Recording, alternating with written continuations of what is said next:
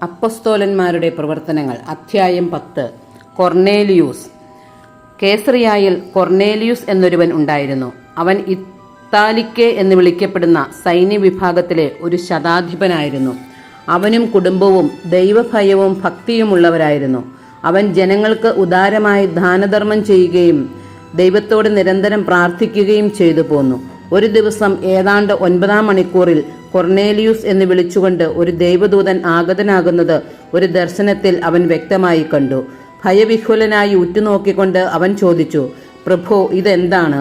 ദൂതൻ പറഞ്ഞു, നിന്റെ പ്രാർത്ഥനകളും ദാനധർമ്മങ്ങളും ദൈവസന്നിധിയിൽ നിന്നെ അനുസ്മരിപ്പിച്ചിരിക്കുന്നു.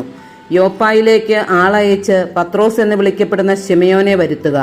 അവൻ കടൽ തീരത്ത് താമസിക്കുന്ന തുകൽപ്പണിക്കാരൻ ശിമയോന്റെ വീട്ടിലുണ്ട്. തന്നോട് സംസാരിച്ച ദൂതൻ പോയപ്പോൾ അവൻ തൻ്റെ 2 ഭൃത്യന്മാരെയും അംഗരക്ഷകന്മാരിൽപ്പെട്ട വിശ്വസ്തനായ ഒരു പടയാളിയെയും വിളിച്ച് എല്ലാം വിശദീകരിച്ചു കൊടുത്തതിന് ശേഷം അവരെ യോപ്പായിലേക്ക് അയച്ചു. അവർ യാത്ര ചെയ്ത് പിറ്റേ ദിവസം നഗരത്തെ സമീപിച്ചപ്പോൾ പത്രോസ് പ്രാർത്ഥിക്കാൻ മട്ടുപ്പാവിലേക്ക് പോവുകയായിരുന്നു. ഏകദേശം 6-ാം മണിക്കൂറായിരുന്നു. അവന് വിശന്നു. എന്തെങ്കിലും ഭക്ഷിക്കണമെന്ന് തോന്നി. അവർ ഭക്ഷണം തയ്യാറാക്കിക്കൊണ്ടിരുന്നപ്പോൾ അവന് ഒരു ദിവ്യ അനുഭൂതി ഉണ്ടായി. സ്വർഗം തുറന്നിരിക്കുന്നതും വലിയ വിരിപ്പ് പോലുള്ള ഒരു പാത്രം 4 കോണിലും പിടിച്ച് ഭൂമിയിലേക്ക് ഇറക്കപ്പെടുന്നതും അവൻ കണ്ടു. ഭൂമിയിലെ എല്ലാത്തരം നാൽക്കാലികളും ഇഴജന്തുക്കളും ആകാശപ്പറവകളും അതിലുണ്ടായിരുന്നു. ഒരു സ്വരവും അവൻ കേട്ടു, പത്രോസേ, എഴുന്നേൽക്കുക, നീ ഇവയെ കൊന്നു ഭക്ഷിക്കുക. പത്രോസ് പറഞ്ഞു, കർത്താവേ, ഒരിക്കലുമില്ല. മലിനമോ അശുദ്ധമോ ആയ ഒന്നും ഞാൻ ഒരിക്കലും ഭക്ഷിച്ചിട്ടില്ല. രണ്ടാമതും അവൻ ആ സ്വരം കേട്ടു, ദൈവം വിശുദ്ധീകരിച്ചവ മലിനമെന്ന് നീ കണക്കാക്കരുത്. 3 പ്രാവശ്യം ഇങ്ങനെ സംഭവിച്ചു. ഉടൻ തന്നെ പാത്രം ആകാശത്തേക്ക് എടുക്കപ്പെടുകയും ചെയ്തു. താൻ കണ്ട ദർശനത്തിന്റെ അർത്ഥമെന്തെന്ന് പത്രോസ് സംശയിച്ചു നിൽക്കുമ്പോൾ കൊർണേലിയൂസ് അയച്ച ആളുകൾ ശിമയോന്റെ വീടന്വേഷിച്ച് പടിവാതിൽക്കൽ നിൽപ്പുണ്ടായിരുന്നു. പത്രോസ് എന്ന് വിളിക്കപ്പെടുന്ന ശിമയോൻ ഇവിടെയാണോ താമസിക്കുന്നത് എന്ന് അവർ വിളിച്ചു ചോദിച്ചു. പത്രോസ് ദർശനത്തെക്കുറിച്ച് ചിന്തിച്ചുകൊണ്ടിരുന്നപ്പോൾ ആത്മാവ് അവനോട് പറഞ്ഞു, ഇതാ 3 പേർ നിന്നെ അന്വേഷിക്കുന്നു. എഴുന്നേറ്റ് താഴേക്ക് ചെല്ലുക. ഒന്നും സംശയിക്കാതെ അവരോടൊപ്പം പോവുക. എന്തെന്നാൽ ഞാനാണ് അവരെ അയച്ചിരിക്കുന്നത്. പത്രോസ് താഴെ വന്ന് അവരോട് പറഞ്ഞു, നിങ്ങൾ അന്വേഷിക്കുന്ന ആൾ ഞാൻ തന്നെ. നിങ്ങൾ വന്നതിൻ്റെ ഉദ്ദേശ്യമെന്ത്? അവർ പറഞ്ഞു, നീതിമാനും ദൈവഭയമുള്ളവനും യഹൂദജനത്തിന് മുഴുവൻ സമ്മതനുമായ കൊർണേലിയൂസ് എന്ന ശതാധിപന് നിന്നെ ആളയച്ച് വീട്ടിലേക്ക് കൊണ്ടുചെല്ലണമെന്നും നിന്റെ വാക്കുകൾ കേൾക്കണമെന്നും ദൈവദൂതനിൽ നിന്ന് നിർദ്ദേശം ലഭിച്ചിരിക്കുന്നു. അവൻ അവരെ അകത്തേക്ക് വിളിച്ച് അവിടെ താമസിപ്പിച്ചു. അടുത്ത ദിവസം അവൻ അവരോടൊപ്പം പുറപ്പെട്ടു. യോപ്പായിൽ നിന്നുള്ള ചില സഹോദരന്മാരും അവനെ അനുയാത്ര ചെയ്തു. പിറ്റേ ദിവസം അവർ കേസറിയായിലെത്തി.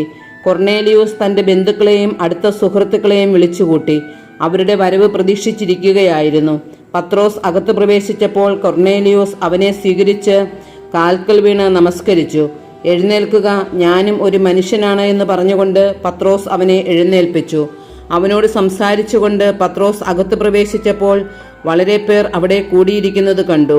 അവൻ അവരോട് പറഞ്ഞു, മറ്റൊരു വർഗക്കാരനുമായി സമ്പർക്കം പുലർത്തുന്നതും അവനെ സമീപിക്കുന്നതും ഒരു യഹൂദന് എത്രത്തോളം നിയമവിരുദ്ധമാണെന്ന് നിങ്ങൾക്കറിയാമല്ലോ. എന്നാൽ ഒരു മനുഷ്യനെയും ഹീനജാതിക്കാരനെന്നോ അശുദ്ധനെന്നോ വിളിക്കരുതെന്ന് ദൈവം എനിക്ക് കാണിച്ചു തന്നിരിക്കുന്നു. അതിനാൽ നിങ്ങൾ എനിക്ക് ആളയച്ചപ്പോൾ യാതൊരു തടസ്സവും പറയാതെ ഞാൻ വരികയാണ് ചെയ്തത്. എന്തിനാണ് നിങ്ങൾ എനിക്ക് ആളയച്ചതെന്ന് പറയുവിൻ. കൊർണേലിയൂസ് മറുപടി പറഞ്ഞു, 4 ദിവസം മുമ്പ് ഈ സമയത്ത് വീട്ടിൽ വെച്ച് ഞാൻ 9-ാം മണിക്കൂറിലെ പ്രാർത്ഥന നടത്തുകയായിരുന്നു. പെട്ടെന്ന് തിളങ്ങുന്ന വസ്ത്രങ്ങൾ അണിഞ്ഞ ഒരാൾ എൻ്റെ മുമ്പിൽ പ്രത്യക്ഷപ്പെട്ടു. അവൻ പറഞ്ഞു, കൊർണേലിയൂസേ, ദൈവസന്നിധിയിൽ നിന്റെ പ്രാർത്ഥനകൾ എത്തുകയും ദൈവം നിന്റെ ദാനധർമ്മങ്ങൾ അനുസ്മരിക്കുകയും ചെയ്തിരിക്കുന്നു. അതുകൊണ്ട് യോപ്പായിലേക്ക് ആളയച്ച് പത്രോസ് എന്ന് വിളിക്കപ്പെടുന്ന ശിമയോനെ വരുത്തുക. കടൽ തീരത്ത് തുകൽപ്പണിക്കാരനായ ശിമയോന്റെ വീട്ടിലാണ് അവൻ താമസിക്കുന്നത്. അതുകൊണ്ട് നിന്നെ വിളിക്കാൻ ഞാൻ ഉടനെ ആളയച്ചു. നീ സൗമനസ്യത്തോടെ ഇവിടെ വരികയും ചെയ്തു.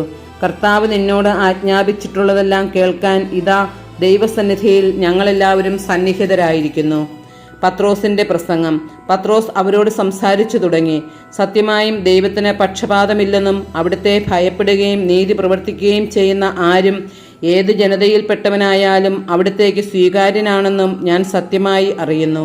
സമാധാനത്തിൻ്റെ സദ്വാർത്ത സകലത്തിൻ്റെയും കർത്താവായ യേശുക്രിസ്തുവിലൂടെ വിളംബരം ചെയ്തുകൊണ്ട് തൻ്റെ വചനം അവിടുന്ന് ഇസ്രായേൽ മക്കൾക്ക് നൽകി. യോഹന്നാൻ പ്രസംഗിച്ച സ്നാനത്തിനു ശേഷം ഗലീലയിൽ ആരംഭിച്ച് യൂദയ മുഴുവനിലും സംഭവിച്ച കാര്യങ്ങൾ നിങ്ങൾക്ക് അറിവുള്ളതാണല്ലോ. നസ്രായനായ യേശുവിനെ പരിശുദ്ധാത്മാവിനാലും ശക്തിയാലും ദൈവം എങ്ങനെ അഭിഷേകം ചെയ്തുവെന്നും അവൻ എപ്രകാരം നന്മ പ്രവർത്തിച്ചുകൊണ്ടും പിശാചിനാൽ പീഡിപ്പിക്കപ്പെട്ടവരെ സുഖപ്പെടുത്തിക്കൊണ്ടും ചുറ്റി സഞ്ചരിച്ചുവെന്നും നിങ്ങൾക്ക് അറിയാം. ദൈവം അവനോട് കൂടെ ഉണ്ടായിരുന്നു. യഹൂദന്മാരുടെ ദേശത്തും ജെറുസലേമിലും അവൻ ചെയ്ത എല്ലാ കാര്യങ്ങൾക്കും ഞങ്ങൾ സാക്ഷികളാണ്.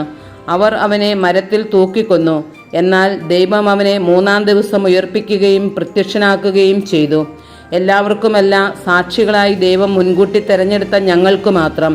അവൻ മരിച്ചവരിൽ നിന്ന് ഉയർത്തെഴുന്നേറ്റതിനു ശേഷം അവനോടുകൂടെ ഭക്ഷിക്കുകയും പാനം ചെയ്യുകയും ചെയ്തവരാണ് ഞങ്ങൾ. ജീവിച്ചിരിക്കുന്നവരുടെയും മരിച്ചവരുടെയും വിധികർത്താവായി ദൈവം നിയോഗിച്ചിരിക്കുന്നവൻ അവനാണ് എന്ന് ജനങ്ങളോട് പ്രസംഗിക്കാനും സാക്ഷ്യം വഹിക്കാനും ഞങ്ങൾക്ക് കൽപ്പന നൽകി. അവനിൽ വിശ്വസിക്കുന്ന എല്ലാവരും അവൻ്റെ നാമം വഴി പാപമോചനം നേടുമെന്ന് പ്രവാചകന്മാർ അവനെക്കുറിച്ച് സാക്ഷ്യപ്പെടുത്തുന്നു. വിജാതീയർക്ക് ജ്ഞാനസ്നാനം. പത്രോസ് ഇത് പറഞ്ഞുകൊണ്ടിരിക്കുമ്പോൾ തന്നെ കേട്ടുകൊണ്ടിരുന്ന എല്ലാവരുടെയും മേൽ പരിശുദ്ധാത്മാവ് വന്നു. വിജാതീയരുടെ മേൽ പോലും പരിശുദ്ധാത്മാവിൻ്റെ ദാനം വർഷിക്കപ്പെട്ടതിനാൽ പത്രോസിനോടുകൂടെ വന്നിരുന്ന പരിച്ഛേദിതരായ വിശ്വാസികൾ വിസ്മയിച്ചു. അവർ അന്യഭാഷകളിൽ സംസാരിക്കുന്നതും ദൈവത്തെ സ്തുതിക്കുന്നതും അവർ കേട്ടു. അപ്പോൾ പത്രോസ് പറഞ്ഞു, നമ്മെപ്പോലെ തന്നെ പരിശുദ്ധാത്മാവിനെ സ്വീകരിച്ച ഇവർക്ക് ജ്ഞാനസ്നാനജലം നിഷേധിക്കാൻ ആർക്കെങ്കിലും സാധിക്കുമോ? യേശുക്രിസ്തുവിൻ്റെ നാമത്തിൽ അവർക്ക് സ്നാനം നൽകാൻ അവൻ കൽപ്പിച്ചു. കുറേ ദിവസം തങ്ങളോടുകൂടെ താമസിക്കണമെന്ന് അവർ അവനോട് അഭ്യർത്ഥിച്ചു.